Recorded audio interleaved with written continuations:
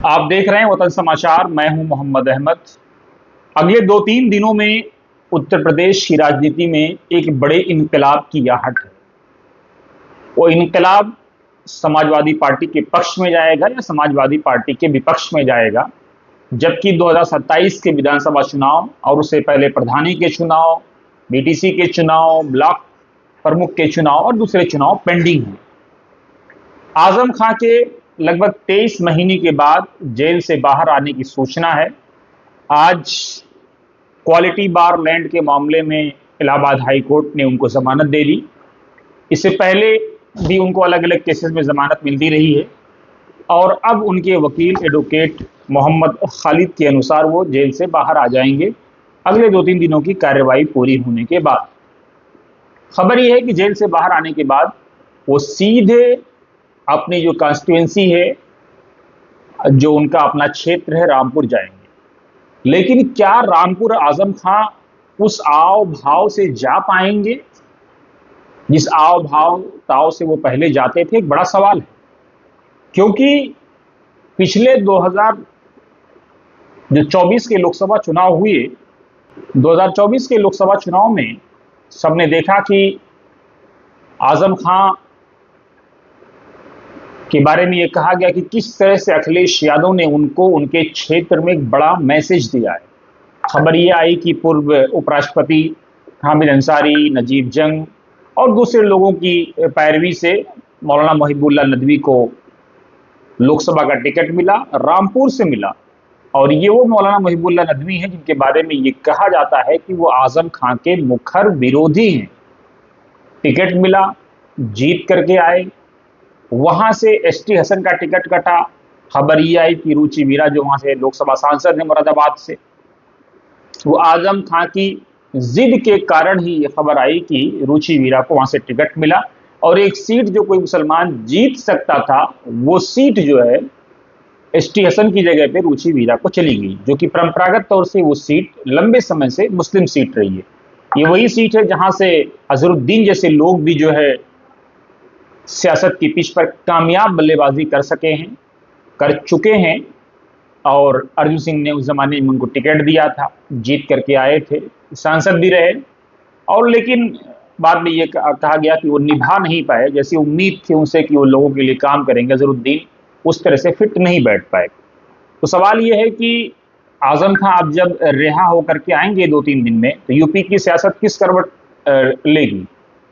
एक खबर यह है कि ये आजम खां का आना समाजवादी पार्टी के पक्ष में जा सकता है, क्योंकि इससे पहले जब 2022 में आजम खां बाहर आए थे तो अखिलेश यादव ने जो है स्वयं ट्वीट करके उनका स्वागत किया था और ये कहा था कि जो है झूठ के लम्हे होते हैं, सदियां नहीं होती। दुनिया जानती है कि जो रेत की जो दीवार होती है, जो रेत की दीवार बहुत देर तक और बहुत दूर तक नहीं होती है। एक शेर भी है इसी पर कि काई पर रखा हुआ कोहरे का ये तेरा मकान, पहली सूरज की किरण से लामकां हो जाएगा। बहुत बड़ा मैसेज है इसमें। अब सवाल यह है कि रुचि मीरा, मौलाना मोहिबुल्लाह नदवी, अब उसके बाद फिर आते हैं उत्तर प्रदेश में। एक और बात यह कहेगी कि जब लोकसभा चुनाव चल रहे थे तो आजम खां सख्त नाराज थे। उन्होंने कहा, गठबंधन पर मुस्लिम सियासत को कुचलने का आरोप लगाया। लेकिन सवाल यह है कि क्या आजम खां ने खुद मुस्लिम सियासत को बढ़ाया या नहीं बढ़ाया?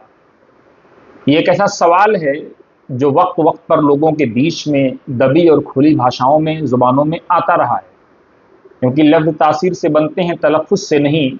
अहले दिल आज भी हैं अहले जुबान से आगे। क्या आजम खां अहले दिल हैं या अहले जुबान हैं, ये जनता बेहतर जानती है। अब सवाल यह है कि जब उन्होंने गठबंधन पर आरोप लगाया, मुस्लिम सियासत को कुचलने का आरोप लगाया, अपने होते हुए आजम खां ने कितने मुस्लिम लीडर्स यूपी में बनाए? जबकि कहा यह जाता है कि चाहे वो मुलायम सिंह की सरकार रही हो या अखिलेश यादव की सरकार रही हो, आजम खां उसमें एक सुपरमैन का किरदार रखते थे। लेकिन क्या उन्होंने बनाए या नहीं बनाए? खुद उनकी पत्नी की जो भाषा है वो बहुत सारे संकेत दे रही है। कहा जाता है कि उनकी पत्नी जो तंजीम फातिमा, जो राज्यसभा से सांसद रहीं, बेटे विधानसभा में रहे, आजम खां स्वयं विधानसभा, लोकसभा, राज्यसभा में रहे। तो क्या इस तरह से मुस्लिम सियासत चलती है? आप लोकसभा में रहें, राज्यसभा में रहें, विधानसभा में रहें, मंत्री रहें, साहबजादे साहब भी रहें और पत्नी साहिबा भी रहें।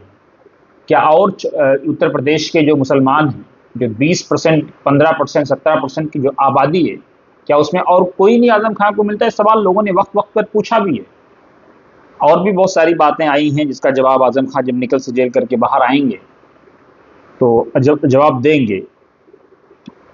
ये भी हम अपने दर्शकों को बता दें कि 2017 में जब योगी सरकार आई और उसके बाद 19 तक लगातार जो है आजम खां पर एक के बाद एक कई मुकदमे दर्ज हुए और लगभग आजम खां पर कुल 90 मुकदमे दर्ज होने की तफसील है।